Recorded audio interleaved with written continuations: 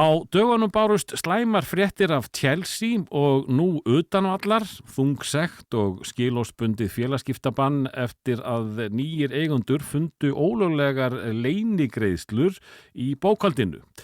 Þegar ég þarf að tala um peninga, þá þarf ég hjálp og hvern hringi ég í?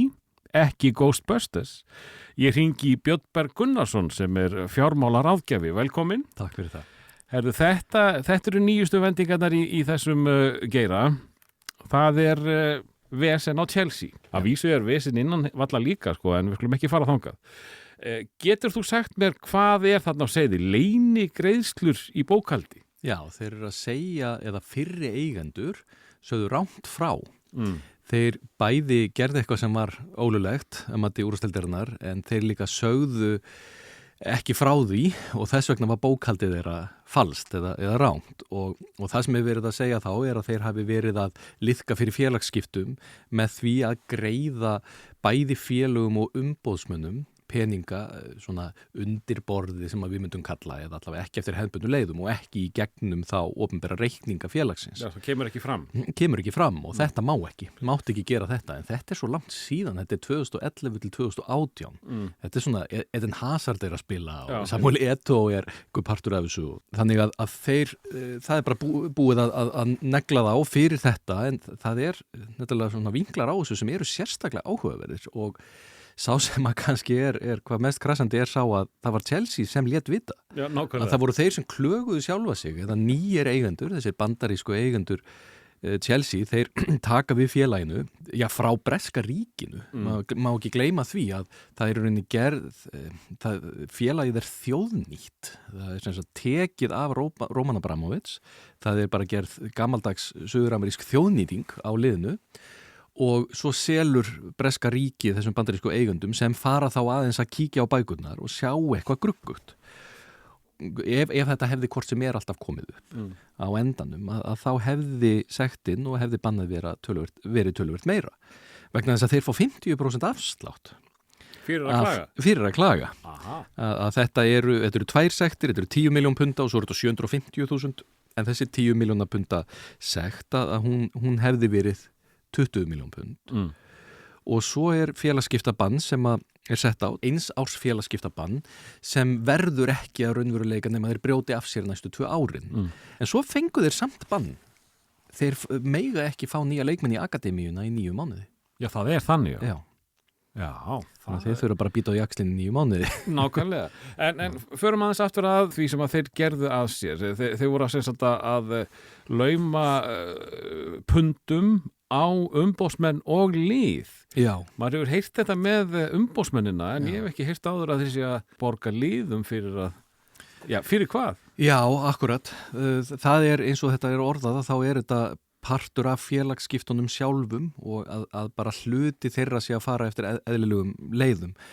Sko það sem samböndur oft hrædd við þegar að svona lagað þegar að verið að greiða meira fyrir leikmenn heldur en sagt að þá sé verið að reyna að fara á svig við reglur svona ákveðna sanngirni og jafnvægi á milli liða og það sem var alltaf kallað svona sanngirnisreglur eða financial fair play reglur og það getur verið hluti af þessu að þetta bæði verið að gera eitthvað sem ólöglegt. Þú mátt ekki vera að borga til dæmis fyrir leikmannum bara í gegnum félagsskipta kerfi UEFA eða Evrópska knattspyrnusambandsins. Þetta bara tölvukerfi. Þú þarft að reporta eða láta vita af öllu og skrá allt. Öll félagsskipti í dag eru bara skráð í miðlægu kerfi og það þá verið að fara fram hjá þessu að einhverju leyti og fjárhæðnar ekki réttar og svo þegar að skila þeir inn reikningum til enska knattspyrnusambandsins eða úrvalsdeildarinnar í þessu tilfelli að þá eru rangar fjárhæðir gefnar upp.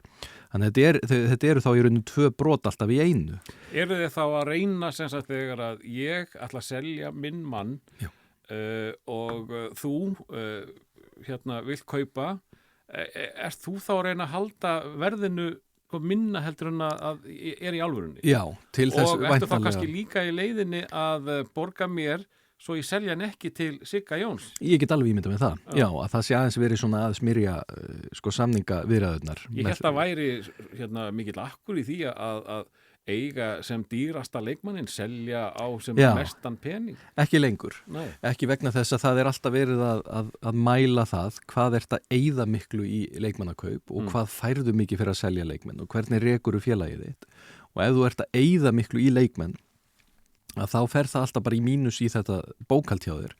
Og frægasta dæmið það hvernig þetta hefur komið félögum í kolli er að á yfir tiltölulega skammt tímabil að þá fer Barcelona bara nánast í greiðsluþrot, eða fer í greiðsluþrot út af þessu sem verður til þess að félagi fer bara í fjárhagslega endurskipulagningu og selur markasréttin sinn og sjónvarpsrétt og slíkt. Og það er vegna þess að þeir kaupa ákveðna leikmenn, kaupa Ívar Rakitić og suma aðra á óskaplega háar fjárhæðir og balansin eða jafnvægið í rekstri félagsins sko í bókhaldinu sem skila þeir inn til sambandsins er í svo miklu mínus að þeir eru að brjóta reglur og þá er það þannig að þeir reyna að selja þessa leikmenn í kvelli og Rakitić fer bara tilbaka til Sevilla aftur það sem hann kom á einhverju hrakvirði. Af hverju verið að selja þessa leikmenn? Það er ekki bara því að það vantar peninga, það er vegna þess að það þarf að laga bókhaldið svo að menn séu löglegir.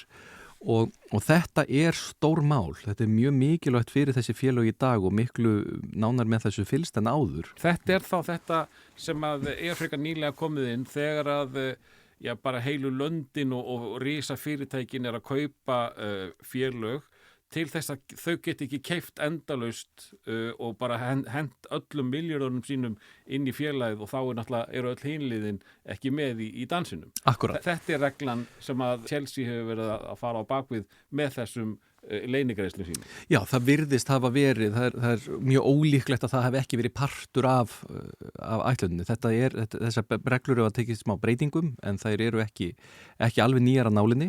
Þetta er til dæmis það sem Newcastle hefur reikið sig á og Eddie Howe hafði nú verið að kvarta við því að þurfa að selja leikmann sem maður er engin fjárhagslega ástæða til þess eða þú lítur bara á fjárhagslega burði félagsins en það var bara bókhaldslegum ástæðum sem þurfti að selja leikmann. Þetta er ákveðnu leyti líka eitthvað sem við sjáum bara í íslenska boltanum að við erum undir ákveðnu regluverki þar sem að félög meiga ekki vera til dæmis rekin í tapi nema í vissan tíma í einu þá er bara gripið inn í. En það sem að er hægt að gera og er svolítið áhugavert er að þú getur eytt peningum í annað en meistaraflokk karla. Það er að segja að þú mátt eyða peningum í leikvangindin, þú mátt byggja æfingaðstöðu, þú mátt fjárfesta á skrifstofinu og þú mátt fjárfesta í kvennaliðinu. Og ekkert af þessu telur í útreikningana.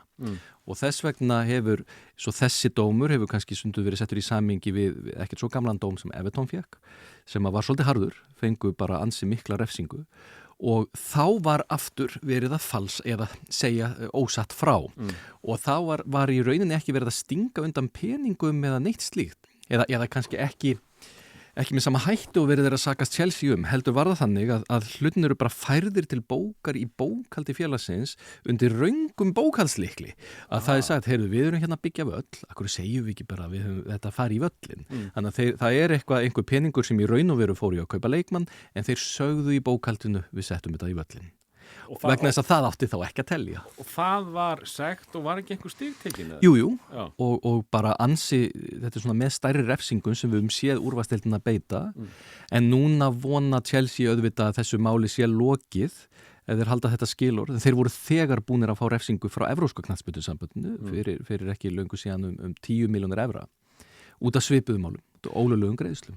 Ég verð þá að spyrja því, því að það er eitt ákveð lið þarna á Englandi sem að virðist bara eyða peningum og selja nánast ekki neitt og það er Manchester United.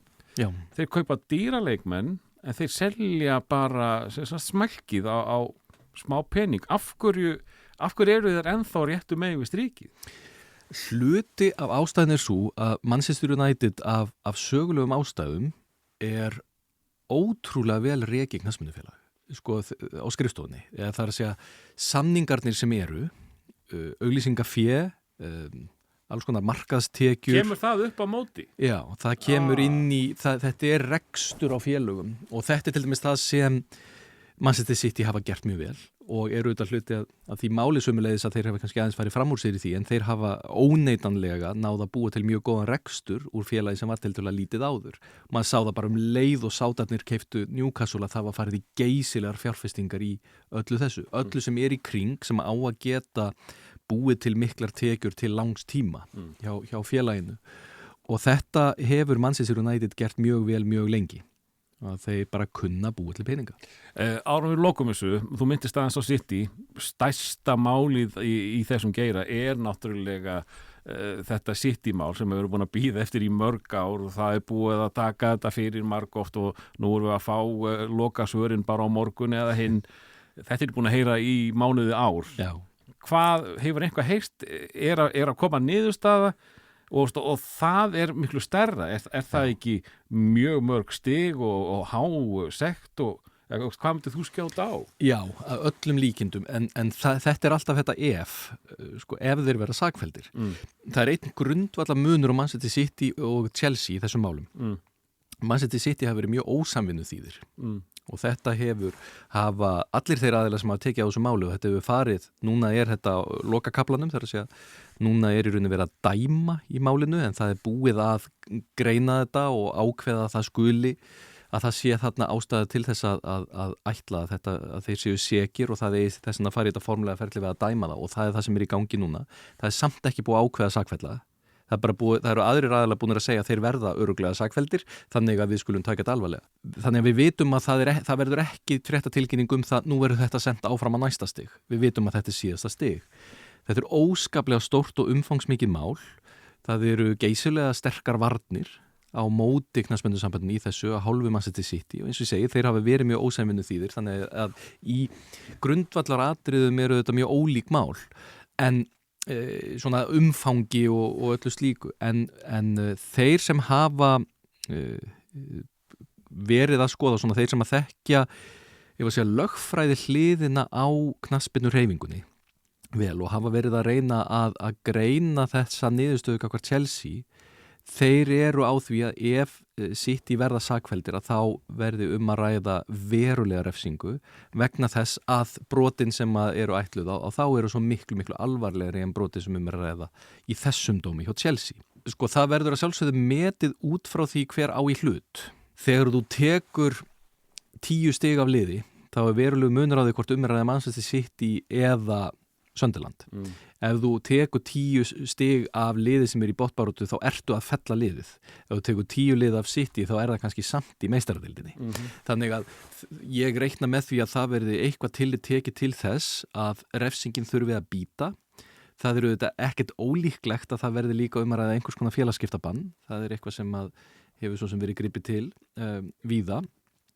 En svo það bara hreinlega sektir og ég þekki það ekki alveg nógu vel hvernig sektir koma inn í reikningana hjá félögunum en ég reikna með því að það þurfi þá að vinna upp á móti sektinni með því að ná í ennþá meiri tekjur eða draga frekar úr útgjöldum og selja leikmenn og jafnvel að selja leikmenn þannig að ég get ímyndað mér að þegar niðurstaða kemst í málið sem þá annars vegar eru þeir sekir eða ekki og hins vegar hvernig á þá að refsa þeim að þá verði það eftir mikla yfirlegu það hvernig þetta muni bæði bíta City en líka það þetta verði þá fordæmisgefandi og núna sé verið að segja með þessum 3 málum Everton, Chelsea núna síðast og síðan væntanlega eða hugsanlega Manchester City að enginn vogi sér að endurtaka leikinn.